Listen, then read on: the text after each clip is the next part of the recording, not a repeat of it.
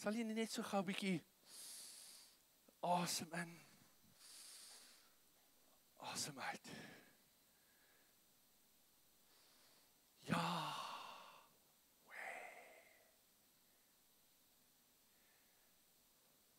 Asem is iets wat ons vanselfsprekend neem.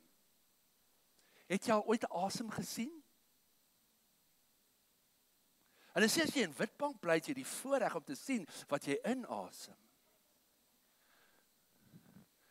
Maar kom aan, ons bly nou al seker 32 jaar hier, ek het nog nie een dag gesien nie.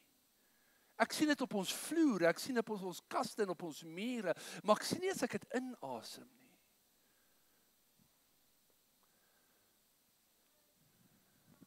Dit is daar. Maar ons neem dit vanselfsprekend. Maar hulle sê, die gemiddelde mens kan net tussen 30 en 90 sekondes hulle asem ophou. Wil jy dit probeer? Liewers nie. Die persoon wat sy asem die langste onder water opgehou het sy asem vir 24 minute en 37 sekondes onder water opgehou. Maar dis soos comrades, jy staan nie een oggend op en besluit, ek gaan nou onder water my asem ophou nie. Jy oefen jou longe. Maar elke dag neem ek en jy 'n asemteug, en ons kan dit nie sien nie, maar jy kan nie sonder dit leef nie. Die afgelope paar weke praat ons oor Jesus se laaste woorde. Sy kruiswoorde. Daardie woorde wat Jesus aan die kruis geuiter het, toe hy besig is om te sterf, sy laaste asem in te asem, net voordat hy sy laaste asem uitblaas. En elkeen van hierdie woorde, en as jy saam met ons gejourney het in die afgelope paar weke, besef jy die krag van hierdie woorde. Dit was nie net sommer uitelike woorde nie, en ons het probeer iets uitbeeld op hierdie nagmaaltafel oor hierdie woorde. Jesus het gesê, in u hande gee ek my lewe. Hy het ook gesê, Vader, vergeef hulle.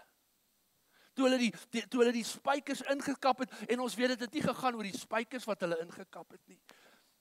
Daar was 'n dors en hulle het asyn op 'n hisopstingel vir hom aangebied. Daar was dors en hulle het vir hom gegee om te drink. En ek vertrou dat in hierdie paar weke deur elke boodskap het jy opnuut besef dat ek en jy onder die skadu of in die skaduwee van die kruis leef. En dit wat aan die kruis gebeur het. En vanmôre maak ons hierdie reeks klaar en gaan ons na 2 laaste woorde kyk, maar hulle betekenis is eintlik presies dieselfde. Johannes 19 vers 30 het Jesus op 'n stadium uitgeroep en gesê, dit is volbring, en jy het jou blaadjie. En hy het sy hoof gebuig en sy gees gegee. Dit is volbring. Hy het sy hoof gebuig en sy gees gegee. Daar in Lukas hoofstuk 23 is daar 'n langer verduideliking, maar kom ons kom net daar by die einde, en Jesus het met 'n groot stem uitgeroep en gesê, Vader, in u hande gee ek my gees oor, en toe hy dit gesê het, blaas hy sy laaste asem uit. Johannes sê, Jesus het sy gees gegee. Lukas sê, Jesus het sy asem uitgeblaas, en in die Grieks en in die Hebreëse taal word die woord asem en gees eintlik, beteken dit eintlik dieselfde. Jou asem of jou gees. Net soos toe God sy asem, sy gees in Adam ingeblaas het.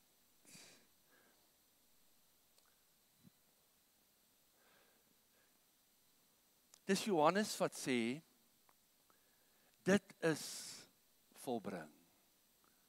Dis klaar. It is finished. Maar om te verstaan wat Johannes eintlik hier vir ons wil sê en wat Jesus eintlik bedoel het ons nodig om na die hele konteks te kyk. En dis eintlik Lukas wat vir ons bietjie hierdie konteks inkleer wanneer hy sê in die 6de uur, dis 12 uur die middag, het daar duisternis oor die hele aarde gekom. Ongehoord. Dit word donker. Daar kom 'n duisternis oor die hele aarde. Dis ongehoord, dit moenie gebeur nie. Maar ek en jy het nodig om te dink aan die belangrikheid hiervan, want terwyl die lig van die wêreld, en Jesus noem homself in Johannes 8 vers 12, en jy kan dit neerskryf om later te gaan kyk, sê Jesus van homself, ek is die lig van die wêreld. Terwyl die lig van die wêreld besig is om te sterf, is die lig in die wêreld, naamlik die son, eintlik ook besig om te sterf. Dit word donker. Dis ongehoord. Kan jy nou imagine, hoe sal ek en jy nou op hierdie oomblik voel as dit nou om ons piknag donker sou word? Ek het daaroor gedink toe ek dit neergeskryf het. Toe dink ek, en verskoon tog bietjie dat ek jou gebruik as 'n voorbeeld. Hoe moet dit wees om altyd in donkerte te wees? Hou dit net so in gedagte vanmôre. Dit word donker. Dis nie veronderstel om te gebeur nie. Maar daar gebeur nog iets wat nie veronderstel is om te gebeur nie. Kyk wat sê Lukas. Terwyl dit fisies donker word, gebeur daar iets in die tempel. En Lukas skryf daaroor. Hy sê, en die voorhangsel van die tempel het middeldeur geskeur. So nie net word dit donker nie, iets anders ongehoord gebeur. Die voorhangsel in die tempel skeur, terwyl niemand daar binne is nie, terwyl dit nie aan die hand van mense gebeur nie. Iets ongehoord vind plaas. Dis belangrik. Maar om die belangrikheid hiervan te verstaan, het jy eintlik nodig om te weet waarvoor die tempel gestaan het. En jy en ek weet, en baie keer dan sê ek, jy weet mos, en dan kyk party mense my, dan dink ek, hulle weet nie mos nie. So, kan ek net vinnig vir jou sê, wat is die mos, Jan? So die tempel was eintlik God se woonplek te midde van sy volk. Maar voor die tempel was daar die tabernakel, 'n fancy tent, elaborate. Daar is 'n voorbeeld daarvan in Israel, en ons het die voorreg gehad om daarin te gaan en dit te gaan kyk, en ek dink nie, dit is presies hoe dit was nie, want dit is nie met goud beslaan nie.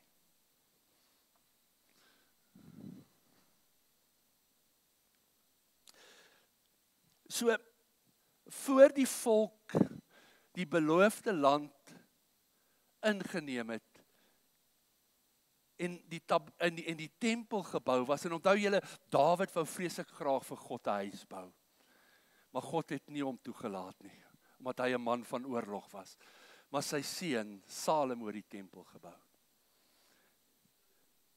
Maar voor dit was daar die tabernakel, maar die tabernakel en die tempel was sinoniem met God se teenwoordigheid. Dis die plek waar God fisies, ek gebruik die woord fisies, in die teenwoordigheid van sy volk, van sy mense was. En in die middel van hierdie tabernakel was daar 'n plek genoem, die allerheiligste, the holy of holy, the most holy. En dan in Exodus kom sê God vir Moses, boonbehalwe hoe hierdie tabernakel moet lyk, dan sê hy vir hom oor hierdie voorhangsel. En die rooi lap is nou deel van die uitbeelding van die voorhangsel. En jy sal sien, dit maak dit van pers en purperrooi en bloedrooi stowwe, 'n fyn dubbele draad. Dit moet 'n kunswerk wees. Dan moet gerubs op wees. Dit moet mooi wees. Dan sê Eksodus 26 vers 23 hierdie ding, dat hierdie voorhangsel 'n skeiding maak tussen die heilige en die allerheiligste. Maar luister wat sê hy ook daar. Hy sê die ark van die getuienis moet daarin kom.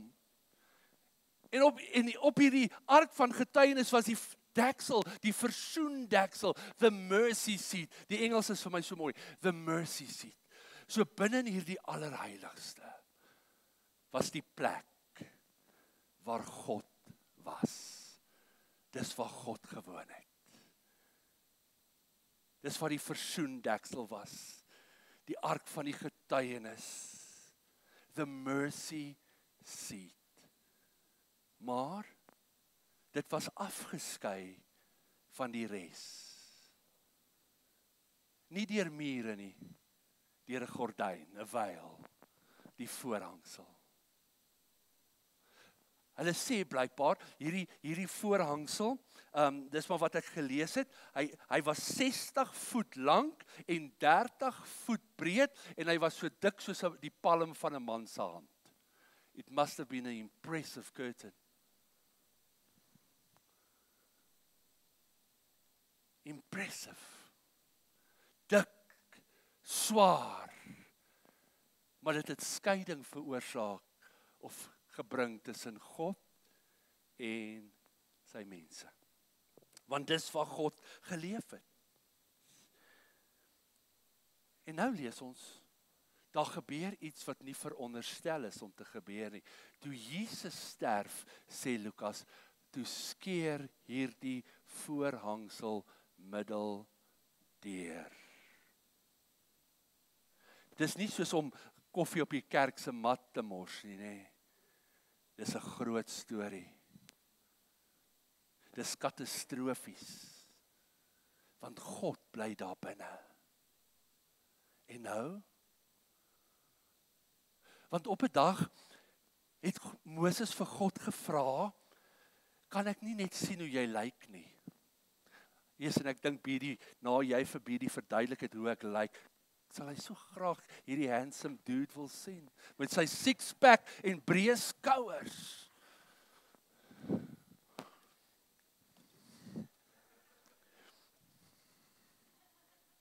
Maar luister wat sê God vir Moses, daar in Exodus 33 vers 22, hy sê, nee, jy kan nie my aangesig sien nie, want geen mens kan my sien en bly leef nie. En as jy weet, sal jy weet dat God hom weggesteek het in 'n skeer van 'n rots en Moses kon net God se rug sien. Jy sal nie bly leef nie. So dink vir 'n oomblik weer aan die voorhangsel. Dis eintlik 'n daad van God se genade. Want eintlik sê God, ek wil in julle midde wees, maar vanweë my heerlikheid sal niemand dit kan oorleef nie. Maar as 'n daad van genade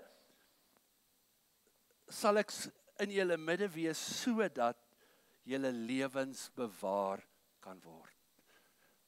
En dan wanneer jy lees, dan sal jy sien dat niemand in die allerheiligste sou kon ingaan nie. Want as jy daar ingaan, sal jy sterf. Dit was verbode, behalwe een mens op een dag, een keer 'n jaar.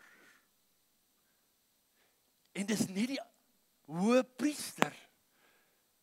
Een mens, een keer, op een dag, wat hier in die allerheiligste kon ingaan.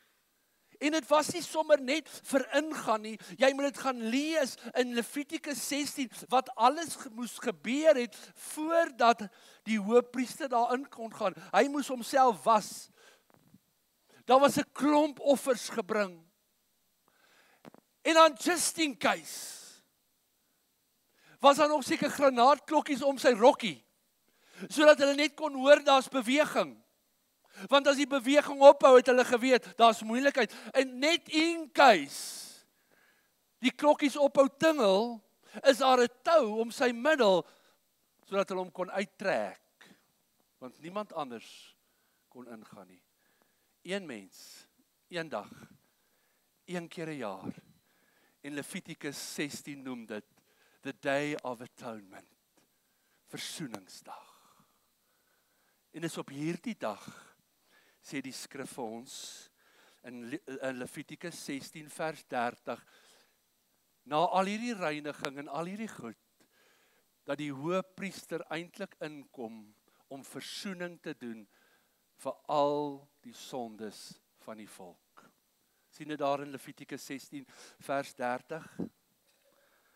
En dan vers 34 sê, hy sê, dit moet 'n ewige insetting wees vir al die kinders van Israel, weens al hulle sonde, eenmal in die jaar sal daar versoening gedoen word. Een keer 'n jaar het die hoëpriester in die allerheiligste ingegaan. Kan jy imagine hoe bang daai ou moes wees?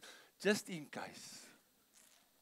En kan jy imagine om daai las te moet dra van die hele volk se sondes en jy moet voor God gaan staan. So. Maar wat amazing is om te dink dat vergifnis al eintlik deel was van die Ou Testament. God het al reeds daar 'n plan gehad.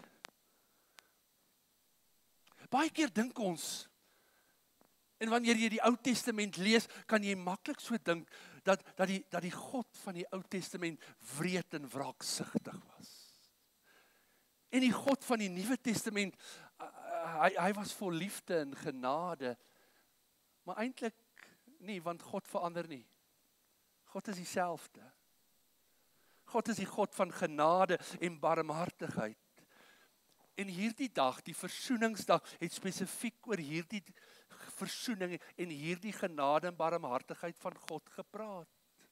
Hoe dat God vergifnis bied vir die hele volk, vir al die sondes, omdat een mens ingegaan het. Een mens vir almal se sonde. Klink dit bekend? Lui dit 'n klokkie met opset. Een mens vir almal se sonde. Kan jy nog onthou, so 'n paar weke terug het ons gepraat oor Jesus, die ware en beter? Kan jy dit nog onthou? As jy dit nie onthou nie, sal jy moet gaan terugluister daar op YouTube. Jesus is die beter en die ware. Ek gooi dit net daar. Ek gaan nie meer daarvan sê nie. En nou is die voorhangsel in twee geskeur. Wat nou? En dis hier waar Lukas vir ons sê dat Jesus uitgeroep het met 'n groot stem: Vader, in U hand gee ek my gees oor. En hy blaas sy asem uit. Johannes op sy beurt het gesê, dis volbring, en hy het sy hoof gebuig en sy gees gegee. Maar waarom is dit so betekenisvol vir jou en my? Hoekom is dit so belangrik dat Jesus daar aan die kruis eintlik sê, Vader, in U hande gee ek my gees oor. Dit is volbring. Wat beteken hierdie woorde? Dis betekenisvol vir twee redes. Miskien wil jy notas maak vir die twee redes. Two reasons. Eerste rede is dat Jesus dit so uitroep om vir ons te wys dat hy selfs op die kruis totaal en al in beheer was.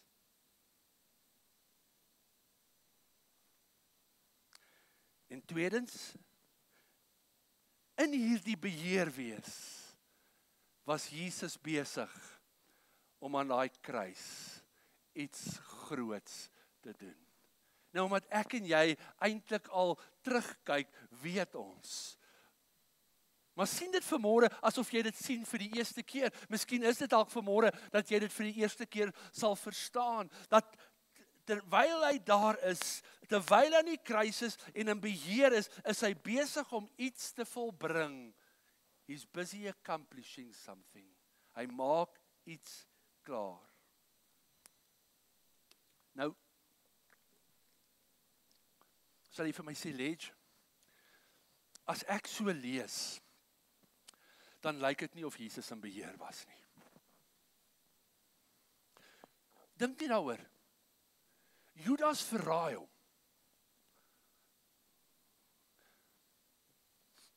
Weet jy dat jy nie beheer het as iemand besluit om jou te verraai nie? Dis buite jou beheer. Het iemand al hulle rug op jou gedraai en jou verraai? It's out of your control.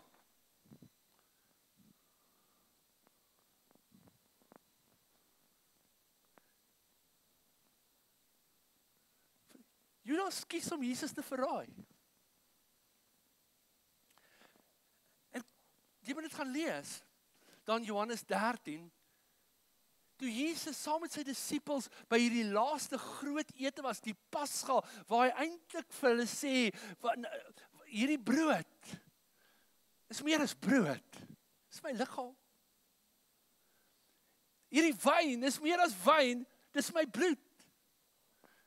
Hy was hulle voete, hy vertel vir hulle oor die koninkryk, maar nou sê die woord vir ons, en gaan lees dit, daar in Johannes 13, dat selfs te midde van al hierdie wonderlike goed wat gebeur, kry die duiwel dit reg om op daai plek, op daai stadium, om daai tafel, Judas se hart te verhard, sodat hy kies om Jesus te verraai.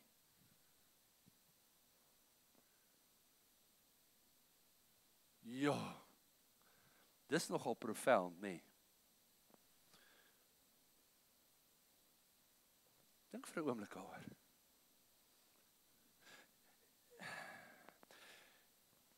En dan sê Judas, daar is Matteus vertel vir ons, daar Matteus 26 vers 48, jy kan dit neerskryf en gaan kyk. Judas sê vir hulle, die een wat ek soen, dis hom wat julle moet gryp.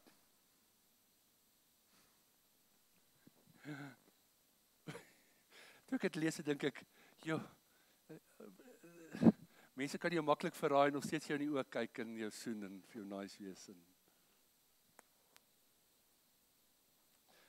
Sy soen wat het iets anders beteken, dit was die teken.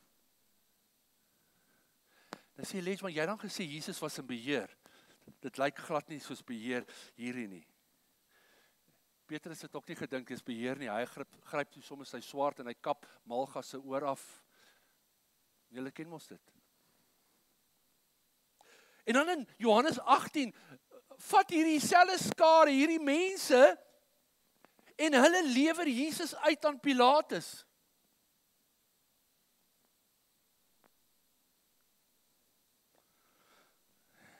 En dan ten spyte van al hierdie goed waardeur hy gaan, kom Lukas en hy sê, op 'n stadium het hulle Jesus geblinddoek en hom in die gesig geslaan en vir hom gesê, kom, profeteer en sê vir ons wie het jou nou geklap.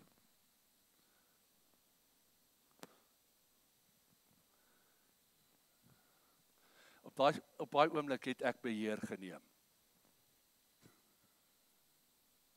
Because I would have lost control.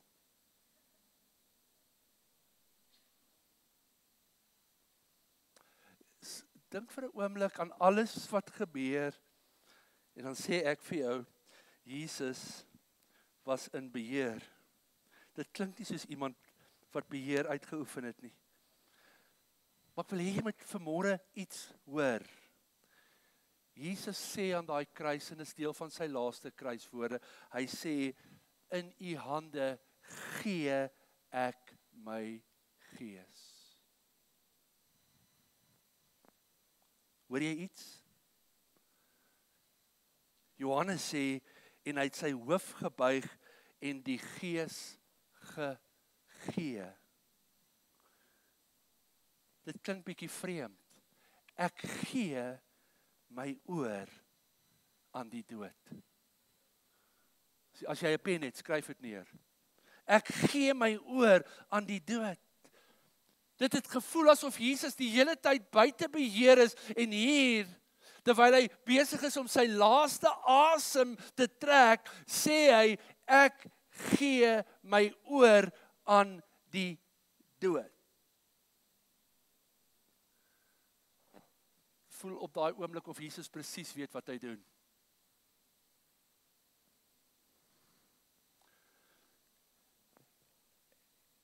En die grootste en die wonderlikste bewys van die feit dat Jesus in beheer is dat Jesus vroegtydig of voortydig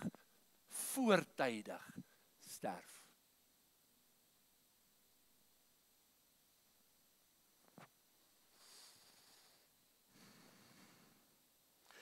En nou kan jy vir my sê, Malej, as Jesus dan in beheer was, hoekom het hy gesterf? Ok, ek en jy ken mos nou half die antwoord, maar maak of jy nou nie die antwoord ken nie. As hy dan in beheer was, hoekom het hy dan gesterf? Hoekom het hy bly hang aan die kruis? Aha, maar jy weet, hulle het hom aangemoedig en gesê, man, as jy is wie jy is, verlos jouself en vir ons.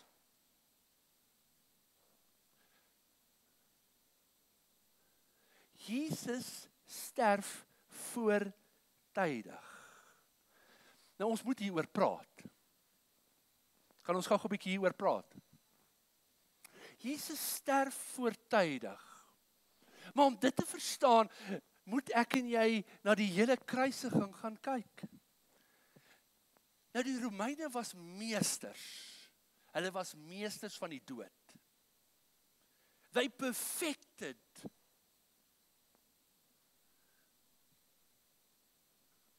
the art of killing.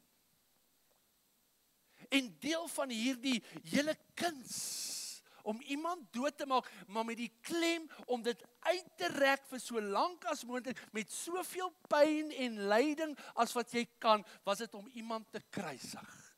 En jy kan dit gaan lees, en ek het nie nou tyd nie, dat geen Romeinse burger ooit gekruisig was nie, want hulle het gesê, dis nie waardig nie, maak nie saak wat jy verkeerd gedoen het nie. It was only used for others. Dit was 'n vorm van uiterste marteling. En dit was hierdie proses. Uiteindelik het jy gesterf, maar dit was die proses wat hulle vervolmaak het. En hoe het jy gesterf? Jy het gesterf deur te versmoor. Suffocation. Om nie meer asem te kry nie. So vinnig. As hulle jou gekruisig het hulle jou op die kruis, op die grond neergelê, jou bo op die kruis laat lê, en jou hande bokant jou kop vasgespijker. Of hulle nou deur jou hand of deur jou palm, irrespective. Dis seer.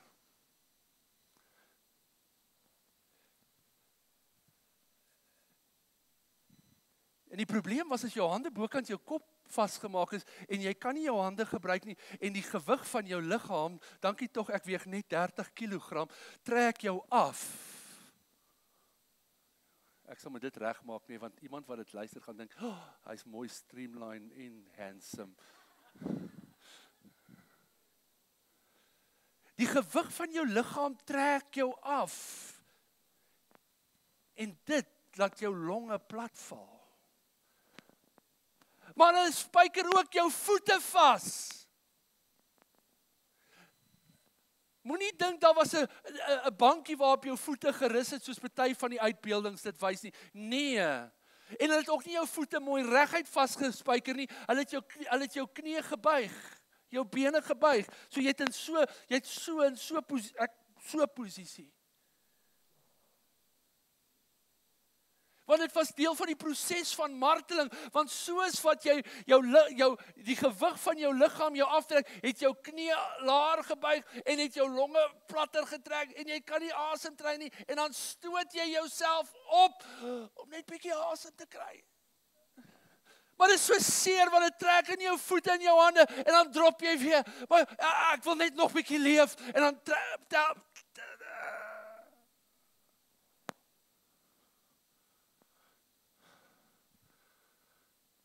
dit was brutaal.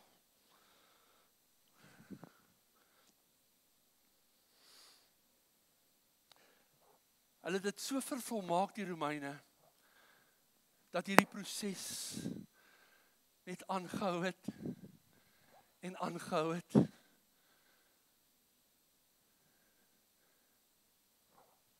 dan was lekker nie meer lekker nie. En die son gaan nou sak, en ons wil nou huis toe gaan, ons wil gaan braai. Ons het nou genoeg gehoor, hoe skreeu iemand. En dan kom my soldate, en dan breek hulle die bene van die wat op die kruis is. Want die oomblik as hulle jou bene breek, kan jy nie meer jouself opstoot nie. En dan versmoor jy.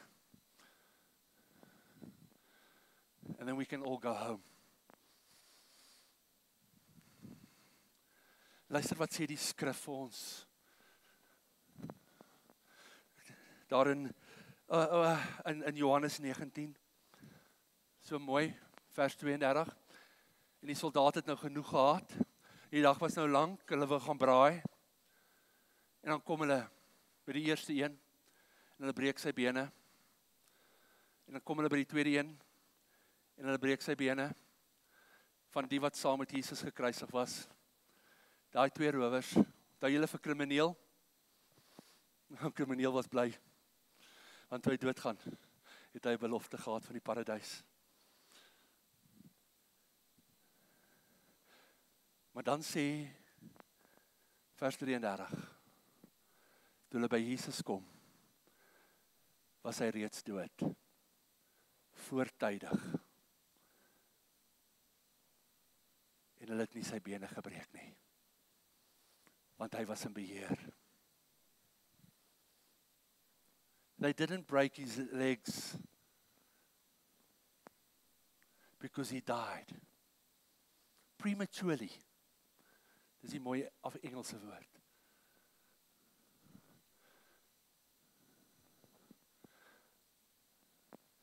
Jy moet dit insien. Ek dink die Romeine het na daai tyd weer na die drawing board toe gegaan. Nee. Een van hulle groot koppe daar by daai kruis gesê, toe hy hierdie goed aanskou, waarlik, hy is. He is who he said he was. Hulle breek nie sy bene nie. Ja, dit was die vervulling van 'n skrif daar in Psalm 34 vers 20, maar dit wys eintlik vir ons dat Jesus in beheer is. Jesus is besig om iets te doen, iets baie betekenisvol. Deur voortydig te sterf, bewys Jesus eintlik sy vermoë, sy krag oor die dood.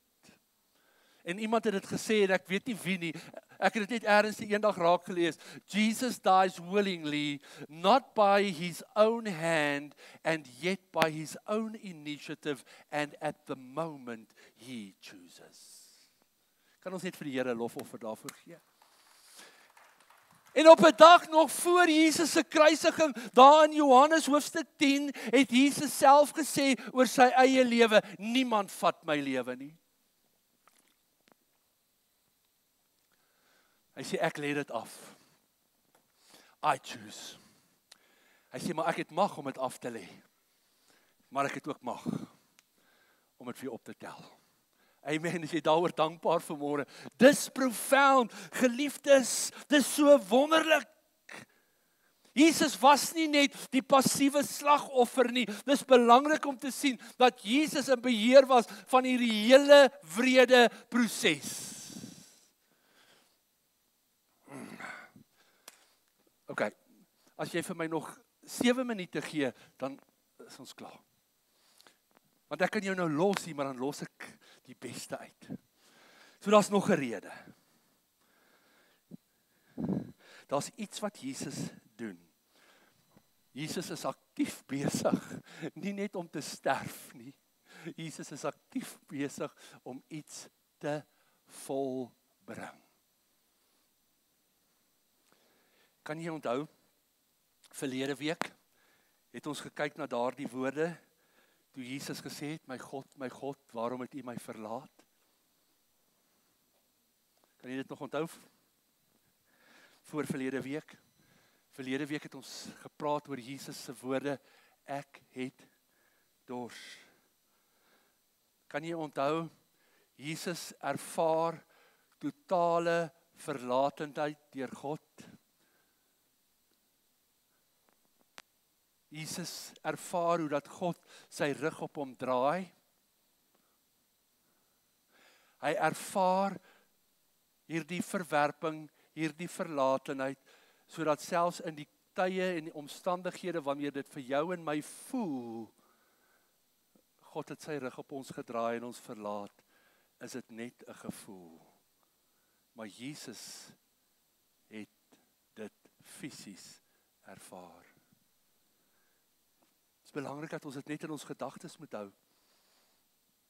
Onthou julle nog die gelykenis van die ryk man en Lazarus en daai dors, waar daai ryk man eintlik self sê, ek is in die hel.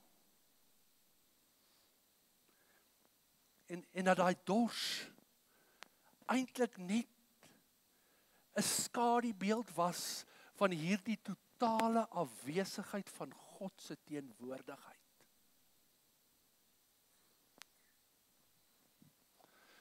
Hierdie verlatenheid.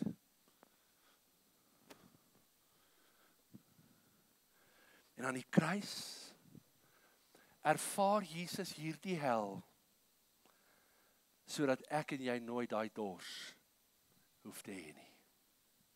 Daai ewige verlatenheid van God. So wanneer Jesus nou sê, dit is volbring, praat hy nie nou van die feit dat hy sy asem gaan uitblaas nie. Dat hy nou gaan sterf. Dat dit nou 'n einde is van sy fisiese lyding nie. Wat Jesus hier bedoel, is dat die prys ten volle betaal is.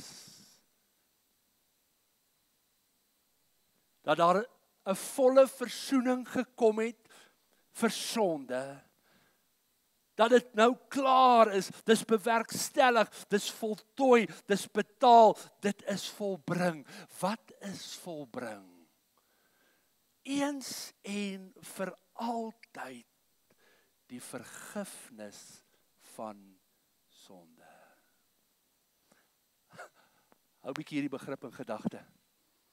Kan ek jou gou weer terugvat na die voorhangsel toe, na die allerheiligste toe? Kan jy nog onthou, een keer, 'n jaar, een man, een dag. Wat gaan doen hy? Hy doen versoening vir die volk se sondes.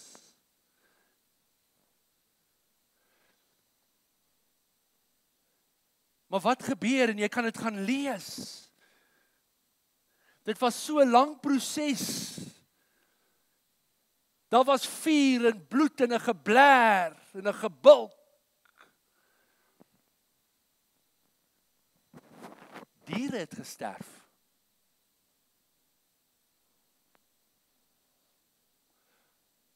Maar onthou jy? Sonde is 'n mense ding. Diere doen nie sonde nie. 'n Leeu doen nie sonde as hy 'n bok vang en doodmaak nie. Dis sy instink. So.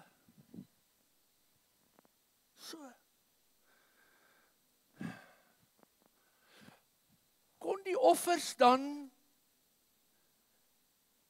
vergifnis bewerk het? Die offers van diere se bloed vir die sonde van mense? Of kon daar net een offer wees wat genoeg en goed genoeg en voldoende kon wees, en dis die offer van 'n ander mens?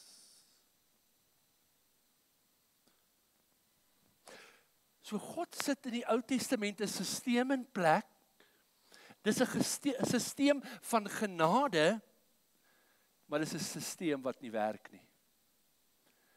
En dan kom die Hebreërs skrywer, en ons is amper klaar, in Hebreërs hoofstuk 10. En dan noem die Hebreërs skrywer, hy sê, it's only a shadow. Dis eintlik net 'n skadubeeld van iets groter wat sou kom.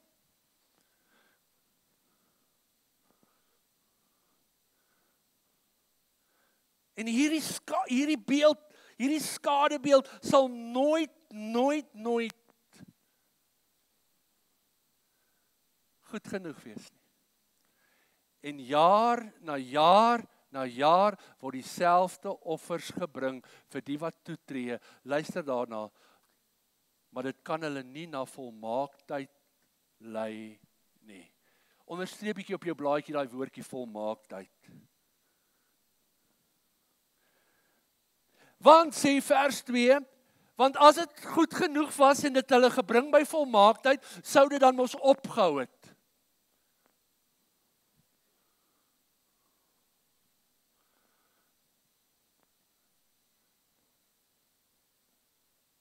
Dit sou dit uit hulle gedagtes, uit hulle bewussyn uit weggevat het.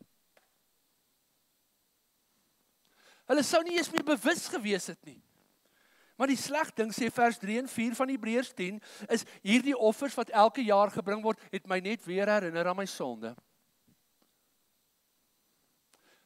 Want die bloed van bokke en stiere, dit was onmoontlik vir hulle om die sonde van die mens weg te neem. So, as jy iets moet aanhou doen, is dit nie goed genoeg nie. Hallo? As jy iets moet aanhou doen, is dit net nie goed genoeg nie. Dit hou nie. So daar moet iets anders wees wat kan hou. Hallo? Weet jy wat hou? Een volmaakte offer. Die perfekte lam. Die lam sonder gebrek. Sonder vlek of rimpel. Die perfekte menslike offerlam. En kyk wat sê Hebreërs 10 vers 11 en 12. Hy sê die priesters het elke dag, dag na dag ingegaan, diens gedoen, dieselfde offers gebring, wat nooit die sondes kon wegneem nie. Maar hy, dis Jesus Christus, het een offer gebring, en toe gaan sit hy aan die regterhand van die Vader. Is jy nie bly nie? Want daaronder sê hy, deur een offer, het hy vir altyd, sê dit bietjie, volmaak, het hy al vir altyd volmaak, die wat geheilig word. Daar was iets wat onvolmaak was, maar nou is dit volmaak in Christus. Is jy vanmôre dankbaar daarvoor? En nou gaan die Hebreërs skrywer aan, ja, kom ons gee sommer vir die Here lofoffer. En nou gaan die Hebreërs skrywer aan, en jy kan dit gerus lees. Hy sê, en nou kom die Heilige Gees, en hy lewer getuienis van dit. En volgende Sondag is dit Pinkstersondag, terwyl julle gaan hol, gaan ons Pinkster hou hier. Much easier. Die Gees kom bring getuienis. Wow, is dit nie mooi nie? Hy kom getuig in ons binneste. Hy sê, en nou, gaan lees dit in Hebreërs 10. Hy sê, nou gaan die wette nie meer op tafels en op klip geskryf word nie. Hy sê, die wette word nou op ons harte en ons verstand geskryf. Deur wie? Deur die Gees van God. Want dit is nou volmaak.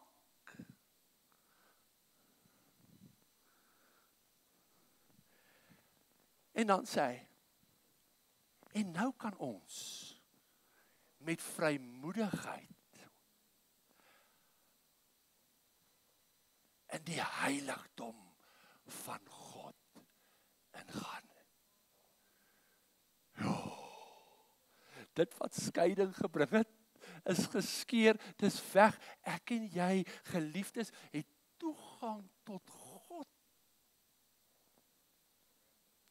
Sy heiligdom. Ons kan ingaan. Want daar was 'n perfekte, volmaakte offerlam.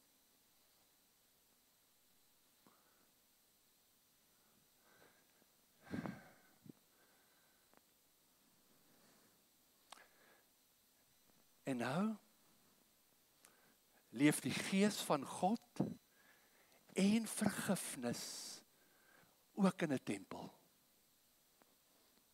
Maar nie 'n tempel met hande gemaak uit klip en steen nie. Paulus sê, ons is die tempel van die Heilige Gees. Can you imagine what happened on the cross when Jesus said, it is finished? Terwyl ons aanbiddingsspan na vorentoe kom. Dit is volbring. Die prys is betaal. En Jesus het al geprofeteer en gesê dat die tempel sal vernietig word. En in 70 na Christus is die tempel vernietig, alhoewel die Jode nou probeer om nog 'n tempel te bou. Ek glo nie hulle gaan dit ooit regkry nie, want God woon nie daar nie. God woon hier deur sy Gees. En toe Jesus sê, dit is volbring.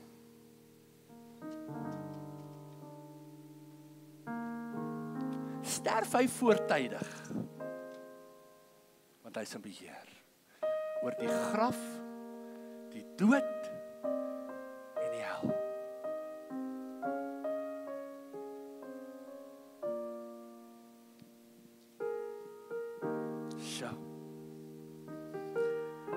So geliefde,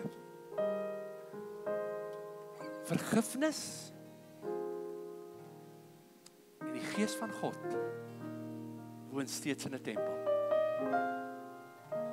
En ek en jy is daai tempel. En daarom sê Hebreërs 10 vers 18 in die Passion, en jy kan dis daar nog op die bord, dankie Charlotte.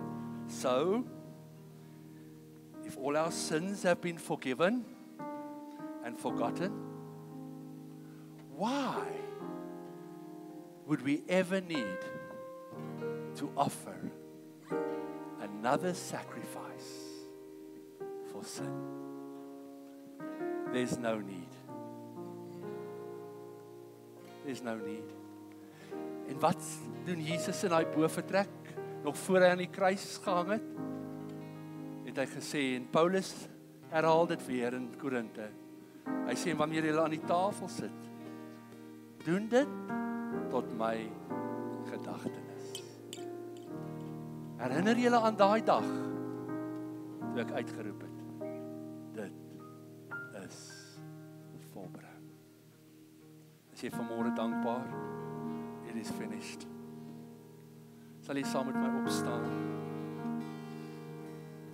Net aan jou eie woorde wil jy vanmôre net vir Jesus sê dankie.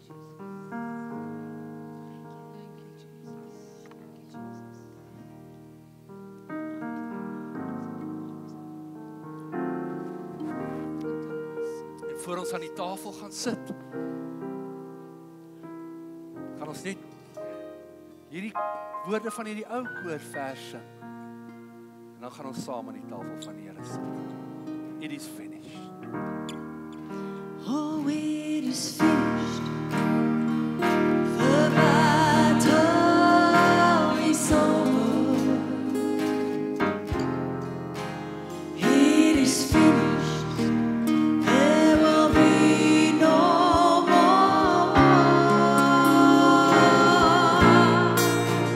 It is finished. The end of the conflict. It is finished, and Jesus is Lord. There's a line that is drawn through the ages. On that line stands an old rugged cross. On that cross, her battle is raging. Oh, the game a man's soul